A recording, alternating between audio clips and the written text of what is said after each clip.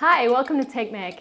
This episode features Guy Kawasaki, venture capitalist from California. We talked about Corona, making money in these tough times, surfing, and so much more. I hope you enjoy our talk. Guy Kawasaki, hi. Hi, How are you? I'm good, thank you. I just got out of the water. I just stopped surfing. So Yeah, literally, you're in Silicon Valley, right? I'm in Santa Cruz, California right now. Okay. Well, that's nice. So tell me, how have the past few months been for you? Did the pandemic change you? Well, the pandemic has changed everybody. If you have to be someplace, California is not a bad place. There's a lot of pain and suffering and tragedy, but you have to shelter in place. You have to wear a mask. You have to wash your hands. You have to do these things that make sense. And hopefully, if we all work together, we can get through this. Yeah, but like from where I am, working together in the US sometimes seems to be a bit of a struggle with politics and everything that's been going on. Very much so. Yes. Yes. Well, Was it where are you located? Belgium? Yeah. Yeah. Yeah. But did you have a hard time adjusting to the new way of working, new way of living? Well, I have not quote unquote worked for a company, in the sense of going to an office for, I don't know, 20 or 30 years. So working at home by myself, virtually connecting, has been my norm for quite a long time. So this The wasn't, fir- yeah, no, I made greater investment in technology and stuff to do it better. Uh, and hopefully you can see the results that my video and my audio is probably better than most people's. I've had to make that investment because before it was just, get on a Zoom call and all that. And you weren't really recording things that were being deployed for keynotes. But now I am. So I often pre-record keynotes, and that you have to just take it up a level. yeah. And how about on a personal level, like being at home all the time? If anything, I got to spend more time with my family. So Yeah, that's a good thing. there's been some benefits too. Well, I listened to your Bad Times Make Good Companies episode. hmm And I'm wondering, tell me, how were you able to remain creative in the times of the coronavirus?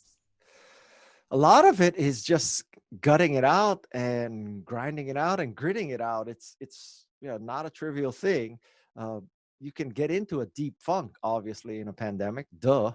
But someday this pandemic will end, and now you can either kind of be inactive and just wait for external factors to change, or you can be proactive and try to prepare, create new products and services, innovate, learn new skills. A lot of that is depends on the perspective of the person. Yeah. Some people have a growth mindset and some people don't have a growth mindset. Is this something you can develop, a growth mindset, and how can you do that? Boy, I wish I'm not exactly a professional psychiatrist or psychologist. I don't know the answer to that. You do have a Stanford degree.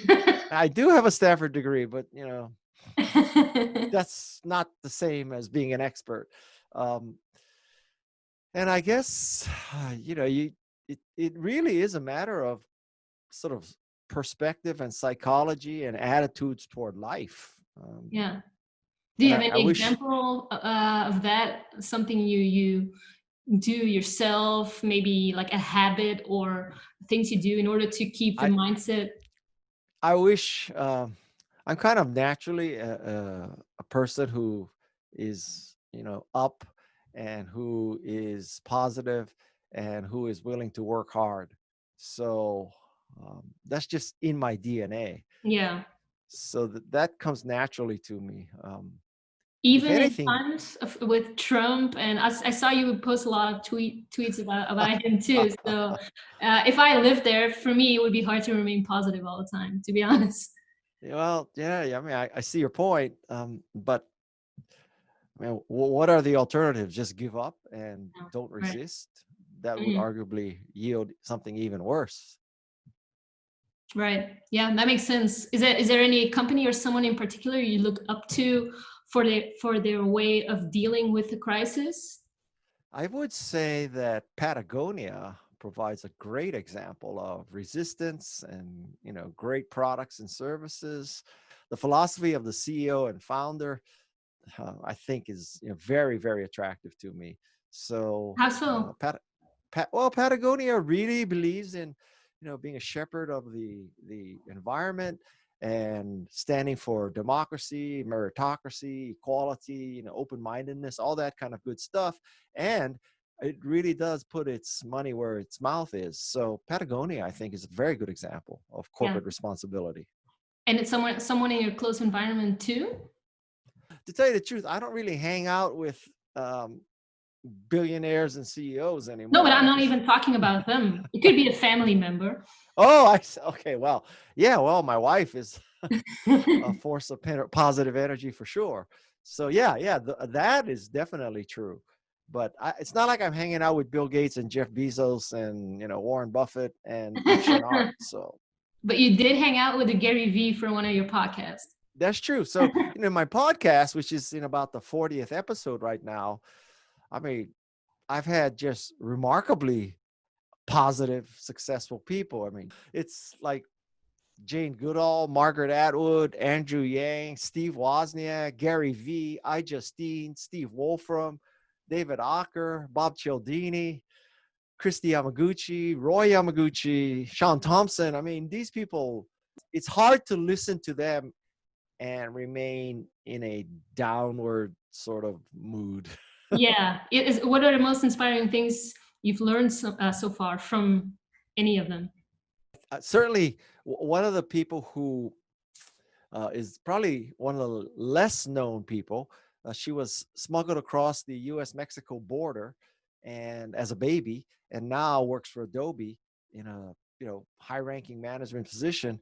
I found her story particularly remarkable and inspiring because she truly did start with nothing. Yeah, but didn't you either? No, I mean, I came from a lower middle class family in Hawaii, but I'm third generation Japanese American. There was no way that I struggled the way she did, or many immigrants have. Yeah, but I mean, sometimes when I mean, obviously we met a lot at South by Southwest and so forth, but I wonder how someone like you is this down to earth. I find that remarkable or admirable. I don't know. I mean, that also may be DNA. I don't know why that's true. Maybe my wife keeps me honest. Maybe on Twitter you said that if only Bill Campbell, the executive coach to a number of Silicon Valley executives, we're still alive. Yeah, how would he have dealt with this? Well, there is that great article in Fast Company that people should go look for, and he was a remarkable person. He would definitely be on the podcast were he alive, and he was like a coach, mentor, father figure for many, many successful people in the Valley. Yeah, that's true. Yeah. I also asked Seth Godin this question. How do you believe this crisis has impacted marketing? It's forced the total digitization of marketing because obviously we're not having trade shows and we're not having conventions. It has probably made email even more important. It has made arguably Instagram and Facebook more important, which can be a good or bad thing because they are very good at targeting people, which also is a good or bad thing. So that's true. I also think that in a sense, marketing can be made simpler right now because people's expectations are lower, that you don't expect every gadget in every color and every configuration and every size and everything, right? So I don't know about you, but I'm just happy to get whatever I order or something close to it. Yeah. And some would say that people are even more demanding right now because they're feeling maybe, but that's not, I am certainly not more demanding. And I think that, my observation is people are less demanding because, I like a specific kind of peanut butter, but if I go to the market or I use, Instacart and they don't bring the exact one I want, I don't care. I might just want some kind of peanut butter. So I'm a lot less fussy. For me, I'd rather have something that's kind of close to what I want that I can get and then to have this perfect thing that I have to wait for. Yeah. But what does that mean for the customer experience of the future? Well, I mean, You it see, talking it about, arguably yeah, it lowers expectations, I think, but that may be necessary in a post-pandemic world. That you'd have to really think twice about putting all your eggs in the basket that's 6,000 miles away in a trade war with your country, um, because who knows what some premier or some president is going to do that's going to affect your product. So that definitely has your supply chain is definitely a risk factor right now. yeah. How can companies be more future proof when it comes to that? Well, you'd have to say that you hedge your bets. Maybe you have manufacturing in China and Vietnam and South Korea. I mean, multiple places, not just all in one country, in one city. And if that country is in a trade war with you, or if that country has a virus and is shut down, I mean, you are kind of hosed if if all your production is from one place. That's true. Yeah. So in lots of articles going around, people are talking about how we should be living differently, more sustainably, uh, Hmm. caring for the planet way more. Is this something you try to do in your both personal and professional life too? Well, yeah, I try to do it, but I don't hold myself up as a great example of that. But Um, you know, none of us are. well, but I realize I'm not, at least. Is there anything you are actually proud of that you're doing or changing or? Well, I certainly, well, I mean, in a sense, it's forced upon me. It's not that I'm a good person, but I haven't ridden an airplane since, I don't know, February or March. I have no intention of getting on an airplane until there's a vaccine.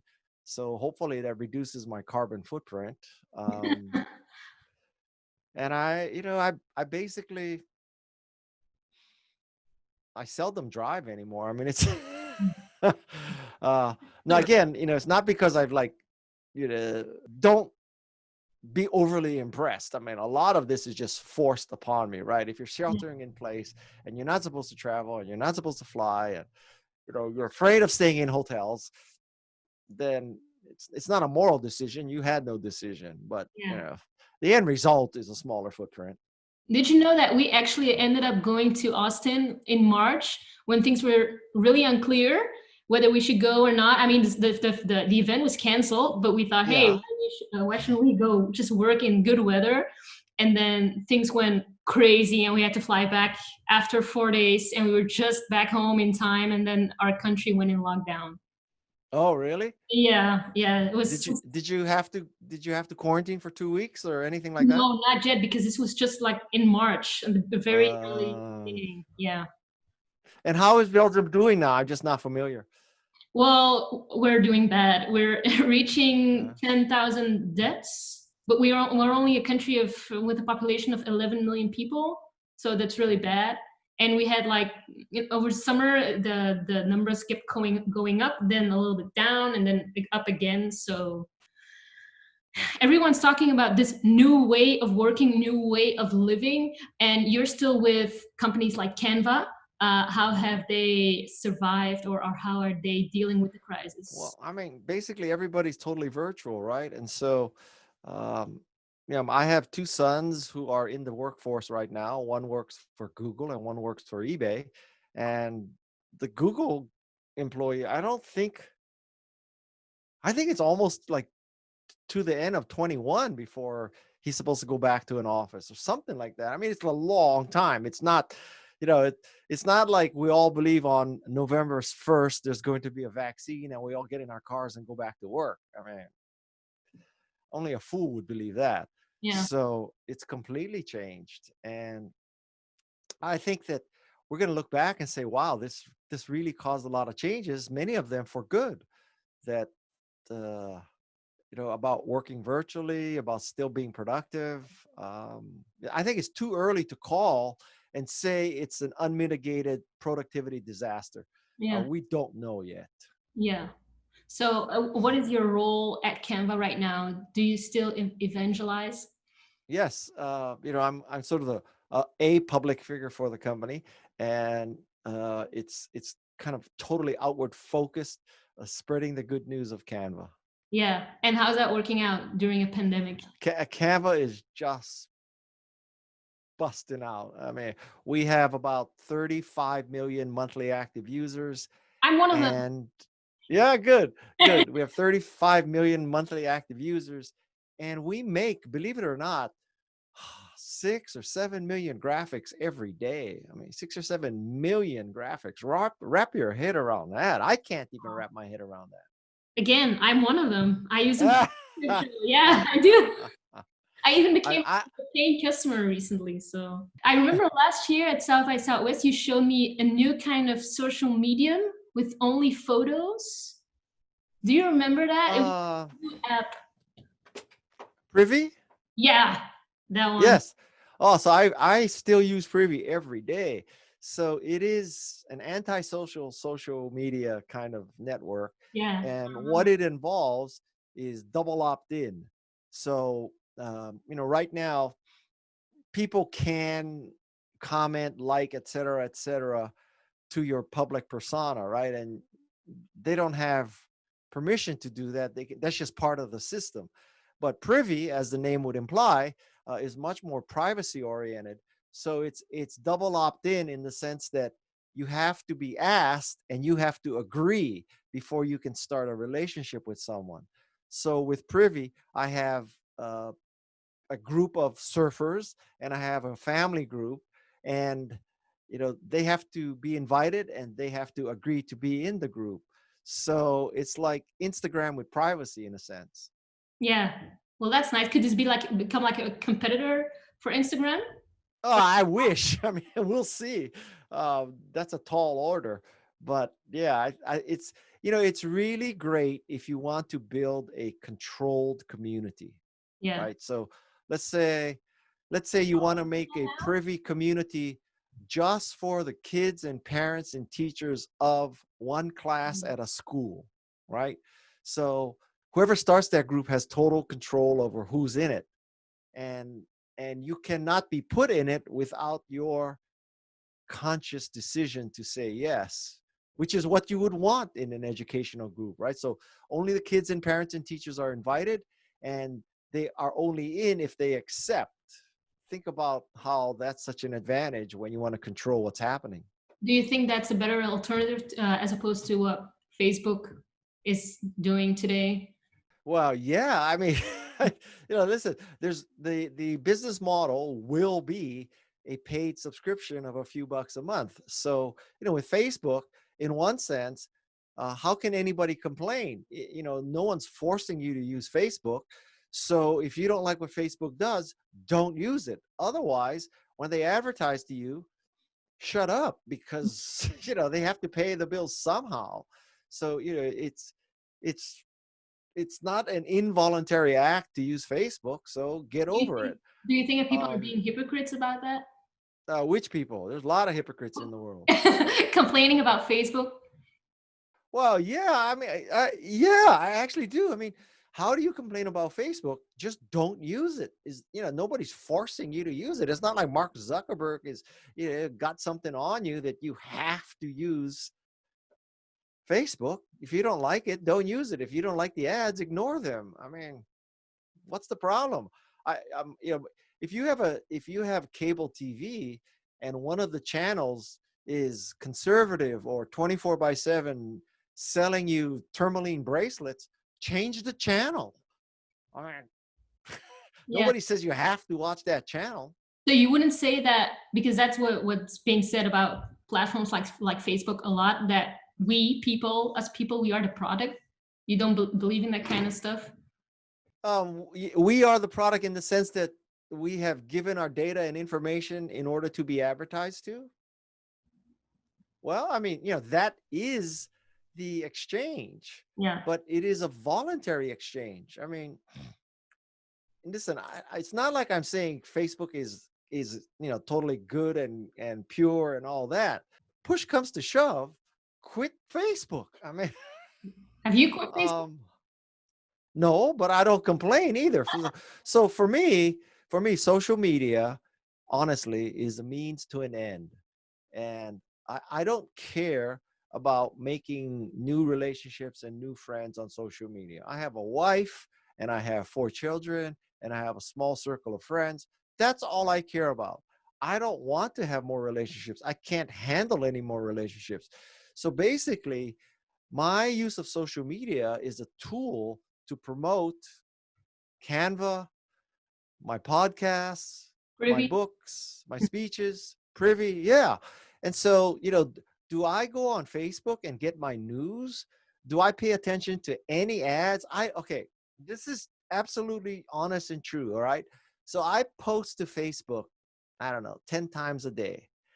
Do you want to know how many times a day I go and read Facebook and read the timeline? Zero. Zero. So What about for Twitter? all I know, I'm getting a bunch of Trump ads, but I have no idea because I don't go there to read. I only push out content there. Yeah. Yeah. And what about Twitter? Twitter, I go and once or twice a day, I check anybody who mentions me, just because I want to see if I owe any thank you to anybody who has said my podcast is good, Canva is good, whatever. So I feel that's like just out of politeness. But do I go to Twitter and look at the trending topics? Do I, follow Donald Trump or Mitch McConnell or, Ted Cruz? Absolutely not. Would you say that you avoid the news at all? No, I don't avoid the news at all. I view my role on social media as a curator. So I read the news. I use Google News and I use Smart News. And I also go to some sites, homepage, like NPR and The Atlantic. But basically, between Google News and Smart News, I'm always looking for stories to repost. But that's my news sources. I don't use social media for news at all. Yeah, we were talking about this earlier, but you got a degree in psychology from Stanford University, and then you wound up. Yes. How has the art of psychology shaped or helped your career in some kind of? Yeah, I wish I could draw a direct line from point A to point B. Um, First of all, I got my psychology degree in 1976, so that's a long time ago. It's very hard to say, okay, I learned this in college and I applied it here in my career at this point. You seem to have a lot of empathy, and you know how to deal with people. Is that something you've learned? Well, if I believe it or not, Phil Zimbardo, the Stanford professor, has become one of my close friends, and so he's Mr. Social Psychology, and another really big influence is a person named Bob Cialdini. Bob Cialdini wrote a book called Influence, and I highly recommend that book. Why? And because it is so practical and tactical about your day-to-day relationships. I mean, anybody who's in marketing or sales or entrepreneurship should read Influence by Bob Cialdini. Okay, noted. So Good. tell me, how do you feel about not knowing what you don't know? I bet no one Well, has ever asked you that question before. how do I feel about not knowing what I don't know? Yeah. Doesn't keep me up at night, but um, it's at least good to know what you don't know. I would make the case that, in particular, in politics right now in the United States, there are many people who don't know what they don't know, but they try to act like they know everything. So, not knowing what you don't know, or at least realizing that you may not know what you not know, is a sign of intelligence. How so? Well, I mean, otherwise you have this arrogant belief that you're omniscient, and that is not true. I mean, it's not true for anybody. So it's good to know that you don't know things, and it's good to know that you may not know what you don't know. So you should shut up and listen to other people sometimes. Yeah, this is really becoming a little bit meta for me. It really is. Yeah. Yeah. I hope people aren't taking notes. So, getting a little more personal right now, but what's the biggest maybe regret or mistake of your life that you now teach other people to avoid, maybe both personally and professionally? I don't teach people, what to avoid. Probably in financial terms, the biggest mistakes that I made in my life is that I quit Apple twice. I turned Steve Jobs down for another job, and I turned down an interview for the CEO position of Yahoo, the first CEO. So if I had done, or if I had not left Apple or I had returned to Apple, that's probably, I don't know, 250 million bucks there. And then if I had become the CEO of Yahoo, that's probably 2 billion there. So, call it 2.5 billion or so. And, 2.5 billion here, 2.5 billion there. Pretty soon it adds up. I mean, Didn't you once tell Steve Jobs that you didn't trust him? yes, I did. Do you regret that in particular? No, no. After that, not immediately after, but after that, he still offered me a job. And, sometimes in life, and I, suggest you use this with great caution. Sometimes in life, pushing back is a good thing to do when the most logical and easy thing to do is to not push back. So probably Steve respected me more for pushing back, not less. Yeah. One will never know. Do you miss him? I miss him because I think the world is a lot less interesting without his presence. I think maybe the closest thing to a Steve Jobs today is Elon Musk. But having said that, if Steve Jobs, well, if Steve Jobs were alive, I think it'd be, innovation and product development and stuff would be a lot more interesting. And also, I do believe that Steve is probably telling God what to do right now. And Steve is telling God how to make Universe 2.0. And because he's doing that, I know a few things about Universe 2.0. First of all, it'll be late. Second, it'll be very expensive. Third, none of the cables from this universe are going to work in the next universe. So that you can depend on. And when will all of this be announced? Wait, Not in it's going to be, I September. don't, yeah, it's going to be, religion world. I don't know. I mean, it's, I'm wondering, what do you think is on one side, your biggest strength, and on the other side, weakness? probably my biggest strength is I'm willing to work hard. I love to work hard, and it's just, I'm gritty. My biggest weakness is,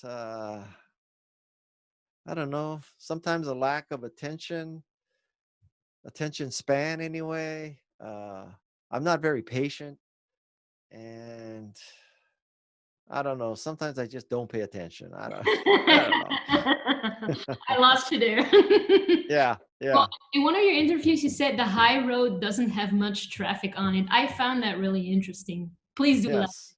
Well, I'm saying that, taking the high road, i.e., assuming people are good before, they prove themselves bad, to give people the benefit of the doubt, to think that everyone can contribute, and that goes without regard to race, gender, religion, sexual orientation, all that stuff.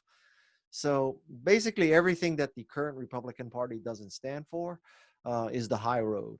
And so I think that there's not many people taking the high road these days. It's all, nationalistic, and it's about supremacy of whatever group you're a part of. And it's not about meritocracy. It's not about equality.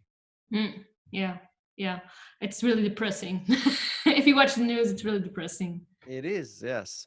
So today, how do you unwind after a long day? I know you go surfing. Well, yeah. Sometimes I surf twice in a day. So I happen to be 1 block from the beach. So surfing for me is very easy. And I do it all the time. Wow. Truly, I do it all the time. And is there anything else you do? Like, do you read a lot? Uh, I binge watch. I binge watch things like Ozark. It's a good I one. binge watch. One of my You know, favorites. I used to love 24. I love the Designated Survivor. I'm trying to get into. Oh, I loved Occupied. Oh my God, I I loved haven't watched that Occupied. yet, but I did Yeah, love you should. Ozark. Oh my god. You learn to play hockey at 48 and you learn how to surf at 62. Is there something you're gonna, Some, learn at 66? no, this is it. This is it. You don't believe in I kids mean, learning you know, anymore? not many people take up ice hockey in their late 40s who cannot skate, you know, until then. And I took up surfing at 60 or so because of my daughter. And I had never surfed before. And How come you like it so much? surfing is as much fun as you can have legally in the world. I swear. I mean, it's hard to describe the feeling of pleasure and speed and accomplishment when you catch a wave. Yeah. And I'm not that good at it. So imagine if you're really good. So it's hard. It's truly an adrenaline rush. It's not that dangerous. You know, it's not like, I don't know, you know, I bet you get more people get hurt mountain biking or Driving. wingsuiting or something like that. Um, and it's relatively inexpensive. I mean, yeah, surfboard is $1,000 to $2,000, but it's not like skiing where you spend $1,000 on equipment and then every time you go skiing, the pass is $200, right? I mean, I walk to the ocean and go surfing. Yeah. So, It's so amazing that it's so and close. it's very good exercise. It's totally occupying. Yeah, I mean your mind. I mean you can't be thinking about anything else out there, especially if you're not good. So yeah, it's like the sport of kings. It truly is. So, do you have any plans or ambitions for the future? Because I imagine public speaking has become different. Oh, yeah, that's interesting. So, you know, I used to speak about 50 to 75 times a year, each one involving a trip. So, you know, let's call that 100, 150 days away from home. Now that's gone to zero, which I view as a good thing. Now, on the other hand, I won't tell you my numbers because it might, you know, shock you. But let's say I was making X for an in-person speech. Well, making a virtual speech is 0.25x, right? So you make 1/4 or 1/3 as much for a virtual speech as you do for an in-person speech. But an in-person speech takes 2 days, maybe 3, whereas a virtual speech takes, you know, get out of the water, dry your hair, make the speech, and you're done an hour later. So maybe it's 2 hours. So it's 2 hours versus 2 to 3 days. How come you made more So with a virtual? how Oh, come what? oh, I thought you said you made more money doing. Oh, yeah, from your mouth to God's ears. No. You make about a third or a quarter as much virtually. Now, maybe other speakers are doing better than me, but you know, probably they're lying if they're telling you that. And from a conference standpoint, you know, the event manager, you know, the benefits of an in-person conference are obviously networking, you know, socializing, Book signing. developing relationships, you know, all that kind of good stuff, right? I mean, you know, all the good stuff at South by Southwest, you could not repeat that virtually. Okay. But think of how much easier it is to put on a virtual conference for 100,000 people than it is to put on a in-person conference for 100,000 people, because now you don't have to rent out the whole city of Austin. You don't have to figure out the airport. You don't have to figure out the transportation. You don't have to guarantee room nights. You don't have to, you know, get the convention center. You don't have to put in all the exhibits. You don't have to schedule well, you do have to schedule appearances, but it's not like scheduling rooms in the convention center. And South by Southwest is not a good example of this because they don't pay speakers. But if you were a company and you were, you know, you're trying to bring in Seth Godin and Gary Vaynerchuk and Guy Kawasaki and Colin Powell and I don't know, Hillary Clinton and Terry Bradshaw, if you're trying to bring in all these, big names and all this kind of stuff, I mean, every one of those is 100, 200, 300,000 plus airfare, plus their entourage, plus their hotel, all that bullshit. Well, now I don't know, I don't know what you pay I don't know what you pay Hillary Clinton for a virtual appearance, but I don't think it's $250,000. So, I mean, you can get more speakers cheaper and easier, probably. Now, again, don't get me wrong. There's a downside of the lack of personal contact, socialization. Not everybody likes a Zoom, et cetera, et cetera, et cetera. So it's not all upside, but there are a lot of advantages to a virtual event. Yeah. Do you think we are underestimating the psychological consequences of this pandemic? Because we're all focusing on, physical health and economy. Aren't we forgetting about the psychological side of things? I don't know. I could make the case that if you focus on the physical side and your health and all that, that probably makes the psychology effect.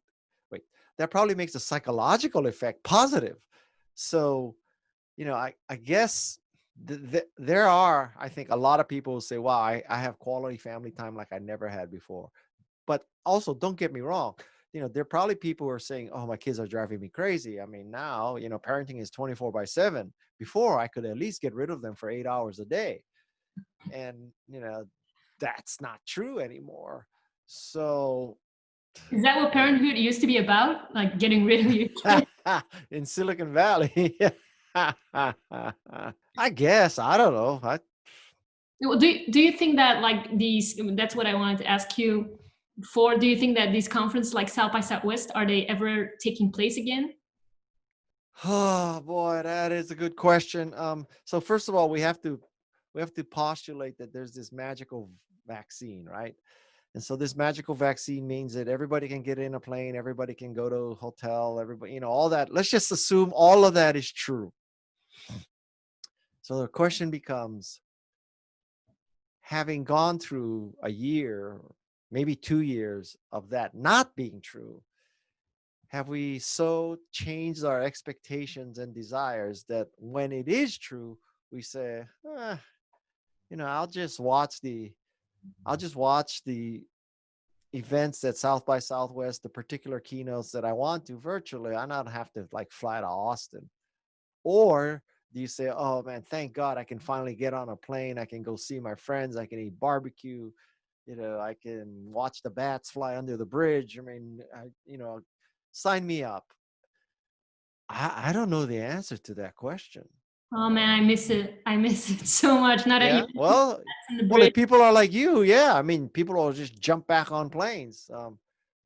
People like me, I mean, if I never get on an airplane again, it's okay with me. And I just priorities right now, like in terms of health. My priority is surf and be with my family. And I will tell you that I spend an enormous amount of time on my podcast. I mean, if you looked at, I have this strange kind of inverse return on investment where the stuff that I spend the most time on, I make the least money on. So what I'm trying to tell you is I put so much effort into my podcast and I get so little financial return. Same here. On